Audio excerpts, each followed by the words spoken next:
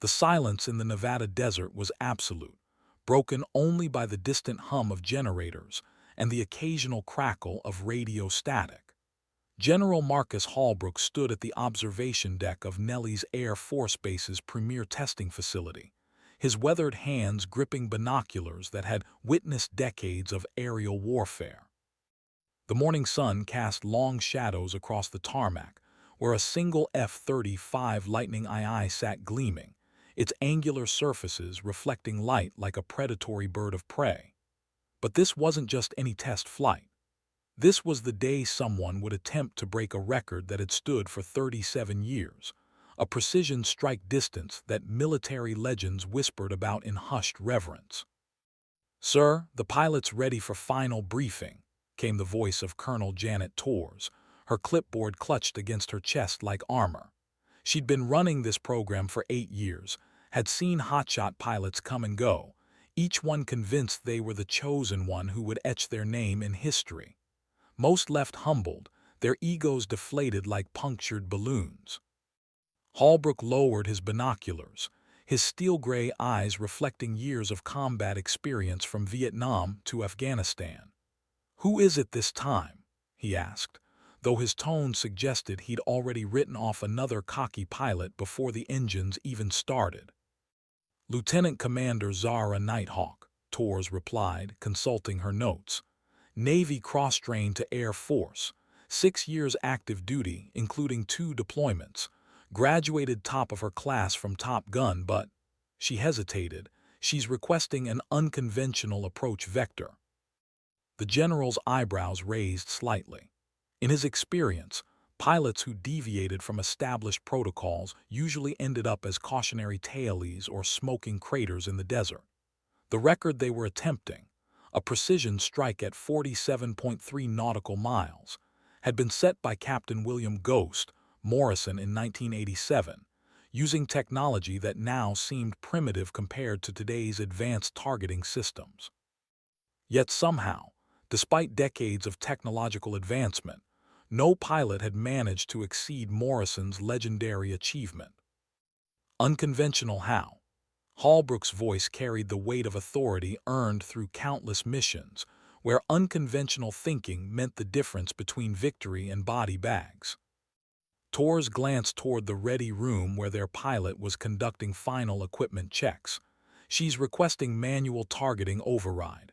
No computer assistance, no GPS guidance, just eyes, instinct, and—" She paused. "She claims she can feel the wind patterns." A snort of derision escaped the general's lips. Feel the wind patterns. What is she, some kind of mystic? But even as he spoke, something nagged at him. Morrison had said something similar all those years ago, something about reading the sky like a book written in invisible ink.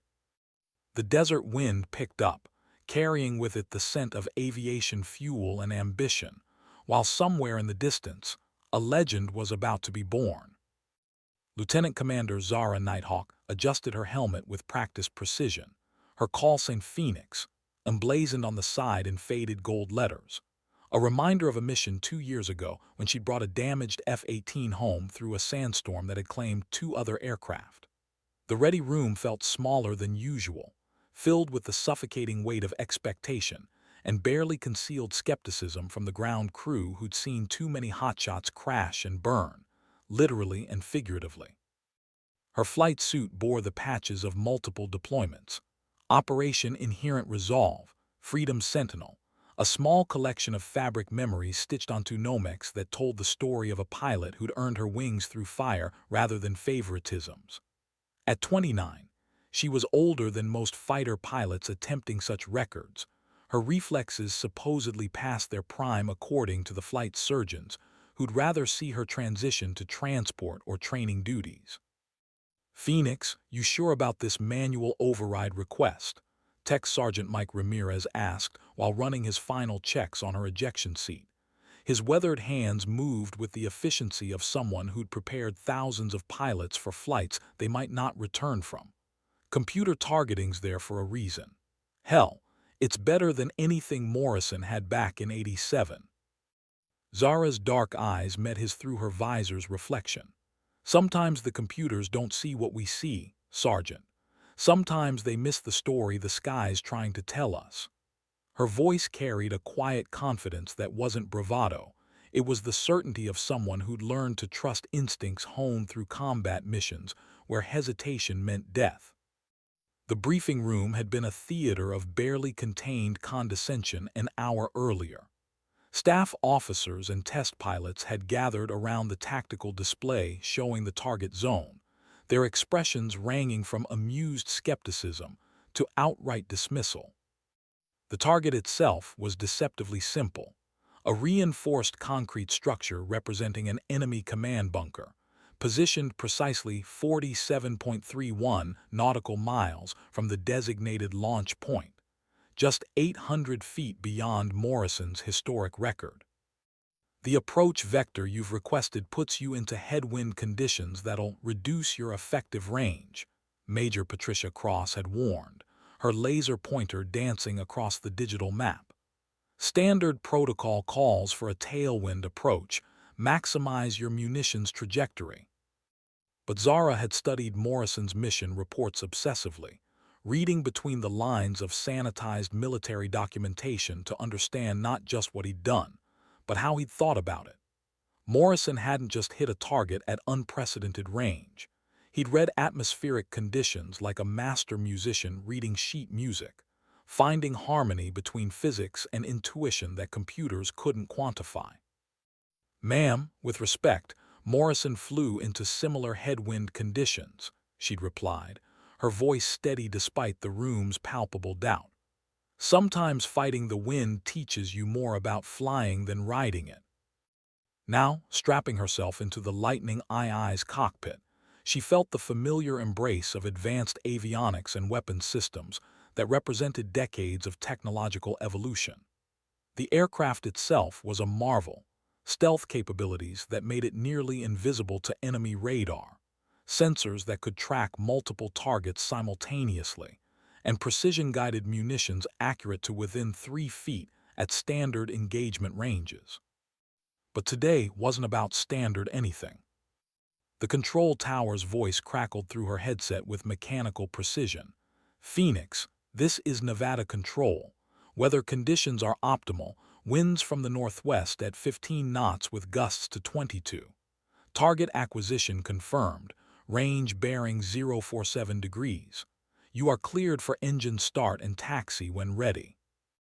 Zara's gloved fingers moved across the startup sequence with practiced fluidity, each switch and button part of a sacred ritual that transformed machine into weapon, pilot into hunter. The Pratt & Whitney F-135 engine spooled to life behind her, with a distinctive whine that gradually deepened into a throaty roar, 35,000 pounds of thrust, ready to propel her toward either glory or footnote status in military aviation history. Through her canopy, she could see the observation deck where General Holbrook stood like a statue carved from skepticism and experience. She'd read his file: Vietnam veteran, 3 silver stars, a man who'd seen enough young pilots die to fill a cemetery. His doubt wasn't personal, it was institutional, the kind of protective cynicism that kept expectations low and disappointment manageable.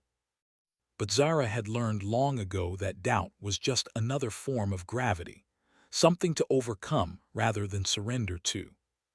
"Nevada Control, Phoenix requesting permission to taxi," she transmitted, her voice carrying across radio frequencies that would soon broadcast either triumph or another lesson in humility. "Phoenix cleared to taxi. Godspeed, aviator." The desert stretched endlessly beyond the runway, its vastness a reminder that some records were meant to stand forever, while others were simply waiting for the right person to claim them. The F-35 rolled down the taxiway with predatory grace, its angular fuselage cutting through desert air that shimmered with heat despite the early morning hour. In the observation tower, General Holbrook tracked the aircraft's movement through his binoculars, his expression carved from granite and decades of watching young pilots test themselves against immutable laws of physics and fate. "Sir, all monitoring stations report ready," Colonel Torres announced, her voice cutting through the controlled tension that filled the observation deck.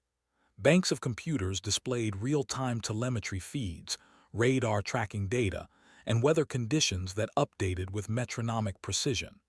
Drone aircraft are in position to record the attempt, and emergency crews are standing by. Holbrook grunted acknowledgement, his attention fixed on the Lightning II as it approached the runway's threshold. Something about this pilot bothered him, not her competence, which was undeniable based on her service record, but her quiet confidence in the face of a challenge that had humbled some of the finest aviators in military history. It reminded him uncomfortably of Morrison, who possessed that same unsettling certainty before his legendary flight. Phoenix, Nevada Control, you are cleared for takeoff. Winds now northwest at 18 knots, gusting to 25. Altimeter 2992. Zara's response came immediately. Nevada Control, Phoenix copies clearance for takeoff. See you on the other side. The engine's roar intensified as she advanced the throttle, afterburners igniting with twin cones of blue-white flame that painted wavering heat signatures across the tarmac. The aircraft accelerated with violent purpose, its landing gear compressing and extending as it absorbed runway imperfections before finally surrendering to lift and climbing into the Nevada sky with the grace of a missile seeking its destiny. In the cockpit, Zara felt the familiar sensation of Earth falling away beneath her, replaced by the infinite canvas of sky that had called to her since childhood. Her father had been a crop duster in Iowa, teaching her to read wind patterns and weather signs before she could properly reach the rudder pedals. Military flight school had refined those instincts with technology and tactics, but the fundamental truth remained unchanged. Flying was about becoming one with the air itself. Phoenix, climb and maintain flight level 250. Proceed direct to waypoint Alpha, came the controller's voice, guiding her toward the initial phase of her approach. The target zone lay ahead, somewhere beyond the horizon where Morrison's ghost still maintained his vigil over a record that had withstood 37 years of technological advancement and pilot ambition. Her heads-up display painted a digital picture of the battlespace ahead, target coordinates, wind vectors, fuel consumption rates, and weapons status indicators that provided more information than Morrison could have dreamed of possessing. Yet something felt missing from this technological symphony, some element that computers couldn't quantify or sensors couldn't detect. Banking into her approach vector, Zara disabled the automated targeting systems one by one, ignoring the cockpit warnings that chimed like mechanical protests against her decision. The flight manual explicitly discouraged manual targeting at extended ranges, citing human error rates that increased exponentially with distance and complexity. But Morrison hadn't had automated targeting systems. He'd relied on something more primitive and infinitely more reliable: the accumulated wisdom of thousands of hours spent reading the sky like ancient mariners reading stars. The target area appeared on her display as a small geometric shape, surrounded by concentric circles representing range markers and probability cones. At 47.31 nautical miles, the structure would appear smaller than a pencil eraser held at arm's length, requiring precision that challenged the limits of human perception and aircraft capability. Phoenix, you are approaching the launch envelope, Nevada Control reported. Confirm weapons status and targeting solution. Her finger hovered over the manual override switch, the final barrier between conventional wisdom and the leap of faith that separated legends from footnotes. The desert wind whispered secrets that only pilots learn to understand, and Zara Nighthawk prepared to translate those whispers into history. At 25,000 feet above the Nevada desert, Zara found herself suspended between Earth and heaven in a realm where physics and intuition danced together like old lovers. The F-35's sophisticated sensors painted a detailed picture of the target area on her displays, but she'd already begun the mental process of shutting out the digital noise to focus on more primitive forms of navigation and targeting. Phoenix, Nevada Control, you are 30 seconds from optimal launch position. Confirm weapons hot and targeting solution acquired. Her hands moved with deliberate precision across the control interfaces, disabling automated systems that had been designed by brilliant engineers who understood everything about ballistics, except the indefinable element that separated good shots from impossible ones. Each switch that clicked to manual override felt like stepping backward through technological evolution, stripping away layers of artificial intelligence to reveal the raw interface between pilot and aircraft that had defined aerial warfare since the Wright brothers first lifted off from Kitty Hawk. In the observation tower, General Holbrook watched the telemetry feeds with growing unease. "She's going fully manual," he muttered to Colonel Torres, his binoculars trained on the distant speck that represented $35 million of advanced military hardware controlled by a pilot who was deliberately ignoring most of its capabilities. "Either she's completely insane, or she knows something the rest of us don't." Torres consulted her monitoring stations, where technicians tracked every aspect of the aircraft's performance with computer precision. "Her approach vector is still unconventional, sir. She's maintaining the headwind approach despite our recommendations.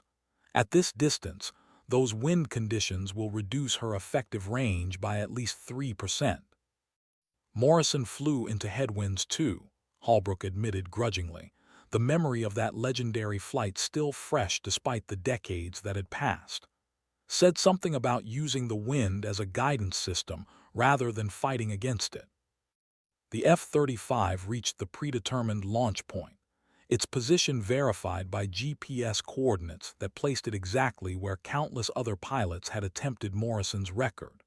From this precise spot, 37 years of military aviation had tried and failed to exceed the benchmark that had become both inspiration and curse for ambitious pilots seeking immortality through precision.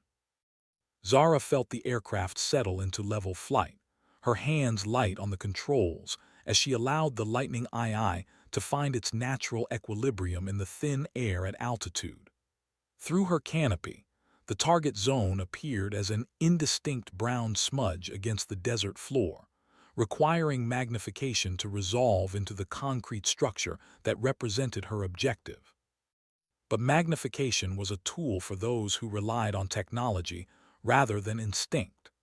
Morrison had made his legendary shot using Mark I eyeballs and accumulated wisdom, trusting his ability to read atmospheric conditions like a book written in wind currents and pressure gradients. "Phoenix, you are at launch position. Confirm ready for weapons release." Instead of responding immediately, Zara closed her eyes for 3 seconds, allowing her other senses to process information that couldn't be displayed on screens or transmitted through radio frequencies. The aircraft's subtle vibrations told her about air density and turbulence patterns. The sound of wind flowing over the canopy provided data about pressure differentials and velocity gradients. Most importantly, the indefinable sensation that experienced pilots called seat of the pants, flying whispered truths about atmospheric conditions that no computer could quantify. When she opened her eyes, the target seemed clearer somehow, as if her momentary blindness had sharpened her ability to see beyond the visual spectrum into the realm where physics and faith intersected. Her targeting reticle drifted across the desert landscape with mechanical precision, but her mind was calculating vectors and probabilities using algorithms written in blood and experience rather than code and silicon. Nevada Control, Phoenix. Weapons hot, manual targeting acquired. Commencing final approach. The words carried across radio frequencies to the observation deck, where General Holbrook held his breath without realizing it, watching a pilot prepare to either join Morrison in the pantheon of military aviation legends, or add another name to the list of those who dared to dream beyond their capabilities. The silence stretched like a held breath as history prepared to render its verdict. The AGM-158 Joint Air-to-Surface Standoff Missile, hung beneath the F-35's internal weapons bay like a technological poem written in titanium and explosive compounds.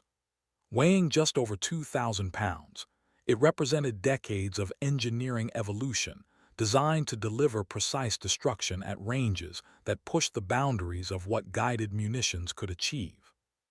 But today, its sophisticated guidance systems would remain dormant, reduced to nothing more than ballast and warhead as Zara prepared to rely on the most primitive targeting method known to military aviation: human judgment. Phoenix final wind reading shows northwest at 22 knots, gusting to 28, Nevada Control reported, their voice carrying the weight of data that every pilot before her had used to justify failure.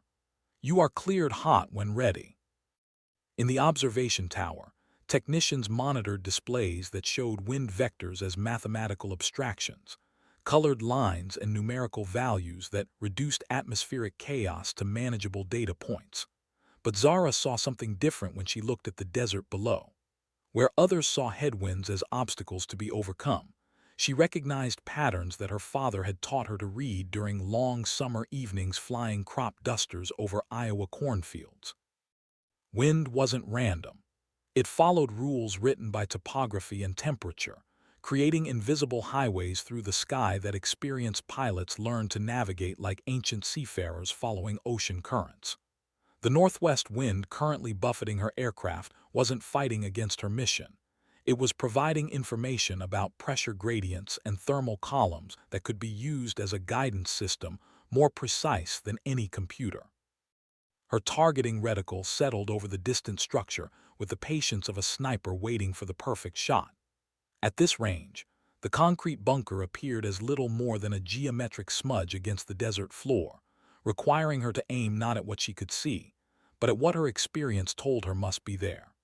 Morrison had faced the same challenge 37 years ago, armed with technology that now seemed laughably primitive compared to the sensors and computers surrounding her. But Morrison had possessed something that couldn't be upgraded or replaced: the accumulated wisdom of thousands of hours spent learning to read the sky like a sacred text. He'd understood that successful long-range precision strikes required more than advanced weapons systems. They demanded a pilot willing to trust instincts honed through experience rather than algorithms programmed by engineers who'd never faced enemy fire. "Phoenix, you are approaching maximum effective range," came the warning from Nevada Control, their words carrying the institutional memory of 37 years of failed attempts. "Confirmed targeting solution and weapons release authority." Zara's finger found the release switch with practiced ease, but she didn't press it immediately. Instead, she allowed her breathing to slow and deepen, entering the meditative state that combat pilots learn to access during critical moments when split-second decisions determine the difference between mission success and catastrophic failure. Her heartbeat synchronized with the aircraft's subtle vibrations, creating a harmony between pilot and machine that transformed the F-35 from a collection of advanced systems into an extension of her own consciousness. The wind patterns below told a story written in invisible ink. Thermal columns rising from sun-heated desert floor created updrafts and downdrafts that would affect missile trajectory in ways that no ballistic computer could predict. But a pilot who'd learned to read those patterns could use them as guidance markers, following invisible roads through the sky toward targets that existed beyond the horizon of technological capability. Her father had called it flying by feel, the ability to sense atmospheric conditions through subtle changes in aircraft behavior, engine sound, and the indefinable awareness that connected experienced aviators to the air itself. Military flight school had tried to replace that intuitive knowledge with scientific precision, teaching pilots to trust instruments rather than instincts. Morrison had proven that sometimes the old ways were better than the new ones. Now Zara prepared to test whether that lesson remained true in an age of stealth fighters and precision-guided munitions. The targeting reticle steadied over coordinates that existed more in faith than in certainty, guided by calculations performed in the quantum computer of human intuition, rather than the silicon processors of military technology. Time slowed to the rhythm of her heartbeat, as she prepared to write the next chapter in the legend of military aviation's impossible shots. The moment stretched like a held breath across the Nevada desert as Zara's finger applied pressure to the weapon's release switch. 37 years of failed attempts, thousands of hours of simulation training, and millions of dollars in advanced military hardware condensed into a single point of decision that would either validate a lifetime of accumulated flying experience or add another name to the list of pilots who dared to challenge physics and lost. The missile dropped from the F-35's internal weapons bay with mechanical precision, its solid rocket motor igniting 3 seconds after release to propel nearly half a ton of guided destruction toward a target that existed at the very edge of what conventional military doctrine considered possible. Unlike previous attempts that had relied on GPS guidance and computerized trajectory correction, this weapon flew blind except for the initial vector imparted by its launch aircraft and the accumulated wisdom of a pilot who'd learned to read atmospheric conditions like ancient mariners reading stars. "Phoenix missile away," Zara reported, her voice carrying the calm professionalism that masked the thundering excitement of an aviator who just committed herself to either glory or embarrassment on a scale that would be discussed in military circles for decades to come. Time to impact, 2 minutes 47 seconds. In the observation tower, General Holbrook found himself holding binoculars so tightly his knuckles had turned white. Decades of military experience had taught him that combat was ultimately decided by human factors that couldn't be quantified in after-action reports or reduced to statistical analysis. Courage, instinct, and the indefinable quality that separated competent soldiers from legendary ones. These elements determined outcomes in ways that no amount of advanced technology could replicate or replace. "Sir, initial trajectory looks good," Colonel Torres reported, consulting displays that tracked the missile's progress across the desert landscape with mathematical precision. "Velocity nominal, flight path stable, but at this range." She left the sentence unfinished, acknowledging the reality that had defeated 37 years of attempts by some of the finest pilots in military aviation.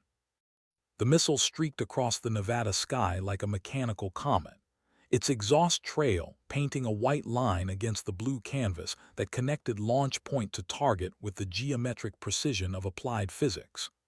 Ground-based radar stations tracked its progress with electronic eyes that measured velocity, altitude, and bearing with accuracy measured in fractions of degrees and milliseconds. But numbers couldn't capture the essence of what was happening 47 nautical miles away from the F-35's launch position. This wasn't just another weapons test or routine training exercise. It was a direct challenge to the assumption that technological advancement inevitably led to improved military capability. Morrison's record had stood for 37 years not because subsequent pilots lacked skill or determination, but because they'd relied too heavily on systems that couldn't account for the infinite variables that defined long-range precision strikes.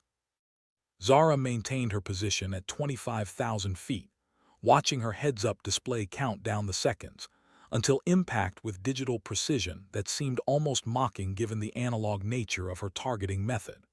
Through her canopy, the desert stretched endlessly in all directions, its vastness a reminder that some challenges required pilots to trust instincts developed through experience rather than algorithms programmed by engineers. The radio crackled with status updates from monitoring stations positioned around the target area. Nevada Control, Observation Post Alpha reports visual contact with inbound missile. Trajectory appears nominal, impact estimated in 90 seconds. Every pilot who'd attempted Morrison's record had heard similar reports during the final moments before impact. The missile always looked good during its terminal phase, following ballistic laws that governed the behavior of objects in flight regardless of whether they were artillery shells fired during the Civil War or precision-guided munitions launched from stealth fighters. The difference between success and failure often came down to margins measured in feet rather than miles, tiny variations in trajectory that accumulated over distance, until they determined whether a weapon struck its intended target or impacted harmlessly in the desert sand. 60 seconds to impact, 50, 40. The observation deck fell silent except for the mechanical whisper of air conditioning and the distant hum of electronic equipment that monitored every aspect of the test with scientific detachment. General Holbrook continued to peer through his binoculars at a target zone too distant to resolve with human vision, but his mind was calculating probabilities based on decades of experience watching young pilots test themselves against challenges that had no margin for error. 30 seconds, 20, 10. History prepared to render its verdict on whether faith could triumph over physics, and whether some records were meant to be broken by those willing to trust ancient wisdom over modern technology. The explosion bloomed across the desert landscape like a brief sunrise, visible even from the observation tower's position 47 nautical miles away. For a moment that seemed frozen in time, the distant flash painted the horizon with colors that spoke of successful detonation and precise impact. But the critical question remained unanswered. Had the missile struck its intended target, or had it simply added another crater to the Nevada desert's collection of near misses and noble failures? Nevada Control, Observation Post Alpha reports detonation in target area, came the initial report, followed immediately by the qualification that everyone had been expecting. Impact assessment in progress, standby for battle damage evaluation. In the observation tower, General Holbrook lowered his binoculars and turned toward the communication station, where Colonel Torres was coordinating with ground teams positioned around the target zone. 37 years of military experience had taught him that initial reports were often wrong, that the difference between success and failure frequently came down to measurements that required careful analysis rather than immediate visual confirmation. "Sir, drone aircraft are proceeding to target area for detailed reconnaissance," Torres reported, her voice carrying the professional neutrality that masked personal investment in an outcome that could validate years of training and institutional knowledge. High-resolution imagery should be available within 10 minutes. But Zara didn't need high-resolution imagery to know what the reconnaissance drones would find. The missile's impact had felt right in a way that couldn't be quantified or explained to those who'd never experienced the indefinable connection between pilot and weapon that characterized truly exceptional shots. It wasn't mysticism or wishful thinking.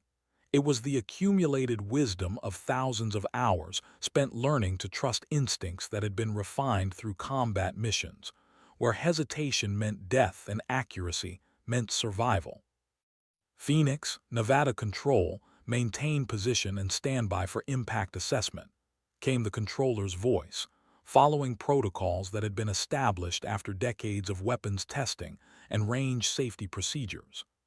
"Initial reports suggest successful detonation in target area, but we need detailed reconnaissance before confirming impact accuracy." The F-35 continued its orbit above the desert, its sophisticated sensors capable of detecting ground targets at ranges that exceeded the theoretical limits of human vision. But Zara had deliberately disabled most of those systems in favor of the organic targeting method that Morrison had used 37 years earlier. She could activate her aircraft's reconnaissance capabilities and obtain detailed imagery of the target area within minutes. But something told her that patience was more appropriate than technological shortcuts. Flying had taught her that some truths couldn't be hurried, that the most important lessons emerged slowly through experience rather than quickly through electronic revelation. Morrison's record had stood for 37 years not because it represented the absolute limit of aircraft and weapons capability, but because it marked the boundary between conventional military doctrine and the realm where physics yielded to factors that couldn't be measured or replicated through training programs. Nevada Control, Phoenix requesting permission to return to base, she transmitted, her voice carrying the quiet confidence of someone who just completed a task that would either confirm her place among military aviation's elite or relegate her to the ranks of pilots who dared greatly and failed spectacularly. Mission complete. The response came immediately. Phoenix, standby. Reconnaissance assessment in progress. Maintain position until impact evaluation is complete. Through her canopy, she could see the observation tower where General Holbrook and Colonel Torres were monitoring displays that would soon provide definitive answers about missile impact accuracy. But the numbers and measurements that would appear on their screens seemed less important than the sensation she'd experienced during the weapon's release. The feeling that everything had aligned perfectly in that moment, when human instinct and mechanical precision had combined to achieve something that conventional wisdom suggested was impossible. The desert wind continued to whisper its ancient secrets to those pilots wise enough to listen, and Zara Nighthawk maintained her position above the Nevada landscape, while history prepared to deliver its verdict on whether some records were meant to stand forever, or whether they were simply waiting for the right person to claim them. The reconnaissance drone's camera footage appeared on the observation tower's main display with high-definition clarity that left no room for doubt or interpretation. The concrete bunker that had served as Morrison's target for 37 years lay in ruins, its reinforced structure reduced to scattered debris by the precise impact of an AGM-158 missile that had traveled 47.31 nautical miles to deliver its explosive payload exactly where Zara Nighthawk had intended. General Holbrook stared at the imagery in silence that stretched across seconds before transforming into something deeper, the recognition that he'd just witnessed military aviation history being rewritten by a pilot who'd chosen to trust ancient wisdom over modern technology. The impact crater appeared exactly in the center of what had been the target structure, with accuracy that exceeded the theoretical limits of manual targeting at such extended range. "Jesus Christ," Colonel Torres whispered, her professional composure cracking slightly as she processed the implications of what they'd just observed. She didn't just hit the target, she hit it dead center, at 47.31 nautical miles, using manual targeting. The numbers seemed impossible even as the evidence displayed itself in unforgiving digital clarity across multiple monitoring screens. The radio crackled with confirmation from observation post Alpha. Nevada Control, target assessment complete. Direct hit, structure completely destroyed. Impact point measured at exactly 47.31 nautical miles from launch position. Repeat, direct hit at record distance using manual targeting solution. In her F-35, Zara heard the confirmation with the quiet satisfaction of someone who just validated a lifetime of accumulated flying experience against institutional skepticism and technological orthodoxy. The missile had followed the trajectory she'd calculated using methods that predated satellite navigation and computer-assisted targeting, guided by her ability to read atmospheric conditions like her father had taught her during crop-dusting flights over Iowa farmland. Nevada Control, Phoenix copies target assessment, requesting vector for return to base. But General Holbrook had already reached for the radio microphone, his voice carrying authority earned through decades of combat leadership, and the recognition that he'd just witnessed something that would be discussed in military aviation circles for generations to come. "Phoenix, this is Nevada Control Actual," he transmitted, using the formal designation that indicated he was speaking personally rather than through official channels. "Outstanding performance, aviator. That was one hell of a shot." The words carried weight that exceeded their simple content. In military culture, recognition from senior officers was earned through demonstrated competence under pressure, not given freely to pilots who'd simply followed standard procedures. Morrison's record had stood for 37 years because it represented the intersection of skill, instinct, and courage that defined the elite tier of military aviation. Zara had just joined that exclusive fraternity with a precision strike that validated the power of human intuition over technological assistance. Her decision to disable automated targeting systems and rely on manual calculation had seemed foolhardy to observers who'd watched decades of failed attempts, but it had proven that some military capabilities couldn't be improved through engineering advancement alone. Nevada Control Actual, Phoenix copies. Thank you, sir. Her response carried the professional humility that characterized pilots who understood that exceptional performance was its own reward, requiring no additional validation from those who'd never faced similar challenges. As the F-35 banked toward Nellis Air Force Base, its pilot carried with her the satisfaction of having accomplished something that military doctrine had suggested was impossible.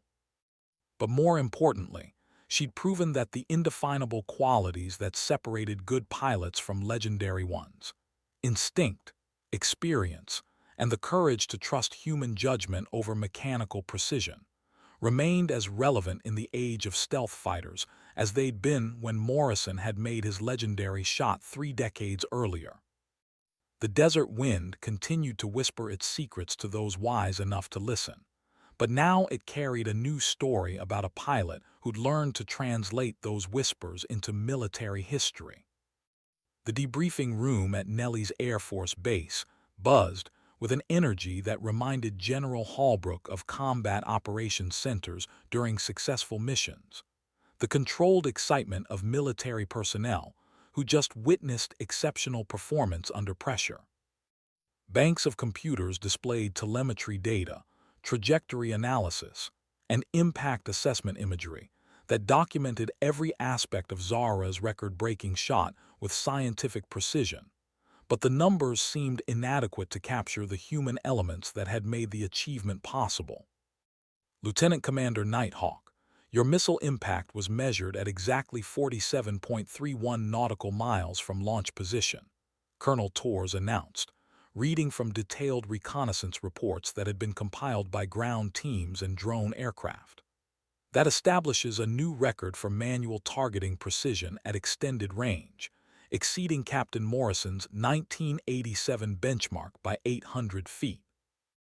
The assembled officers and technicians absorbed this information with the quiet satisfaction of professionals who just observed their field being advanced by exceptional individual performance.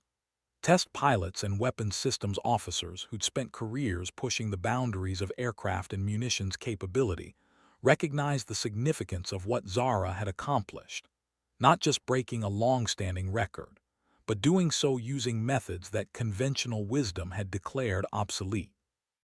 Zara sat at the briefing table with the composed demeanor of someone who just completed a routine training exercise, rather than achieved something that military aviation experts had considered impossible. Her flight suit still bore the sweat stains and equipment impressions that testified to the physical demands of high-performance flying, but her expression remained calm and professional despite the magnitude of her accomplishment. "Ma'am, I have to ask," Major Patricia Cross ventured, her earlier skepticism replaced by genuine curiosity about techniques that had proven more effective than computer-assisted targeting. "How did you calculate trajectory without automated assistance? The atmospheric variables alone should have made manual targeting impossible at that range." The question touched on the fundamental mystery that had defined Morrison's legacy for 37 years, how human intuition could achieve precision that exceeded the theoretical capabilities of organic targeting systems. Military doctrine emphasized technological solutions to complex challenges, but some problems seemed to require approaches that couldn't be reduced to algorithms or programmed into guidance systems. Zara considered her response carefully, recognizing that her answer would influence how future pilots approached similar challenges. You learn to read the sky the same way sailors learn to read ocean currents, she explained, her voice carrying the quiet authority of someone who'd just proven her competence in the most definitive way possible. Wind patterns follow rules based on topography and thermal dynamics. Once you understand those rules, you can use atmospheric conditions as navigation aids rather than obstacles to overcome. General Holbrook leaned forward with interest that reflected his recognition of parallels between Zara's explanation and Morrison's post-flight interviews. Captain Morrison said something similar after his record shot, claimed he could feel the wind patterns at altitude. "Because you can, sir," Zara replied without hesitation. Aircraft respond to atmospheric conditions in subtle ways that experienced pilots learn to interpret. Changes in engine sound, variations in control feel, the way light refracts through air at different densities. All of that provides information about wind vectors and pressure gradients that no computer can measure. The debriefing room fell silent as military officers absorbed the implications of what they were hearing. Modern aviation had invested billions of dollars in sensor technology and guidance systems designed to eliminate human error from precision strikes. But a pilot who'd learned to trust organic targeting methods had just achieved accuracy that exceeded the capabilities of automated systems. Tech Sergeant Ramirez, who'd prepared countless pilots for record attempts, shook his head with the amazement of someone who'd just witnessed the impossible become routine. 37 years, and nobody thought to try manual targeting. "They tried," General Holbrook corrected, his memory spanning decades of failed attempts and frustrated ambitions. "They just didn't."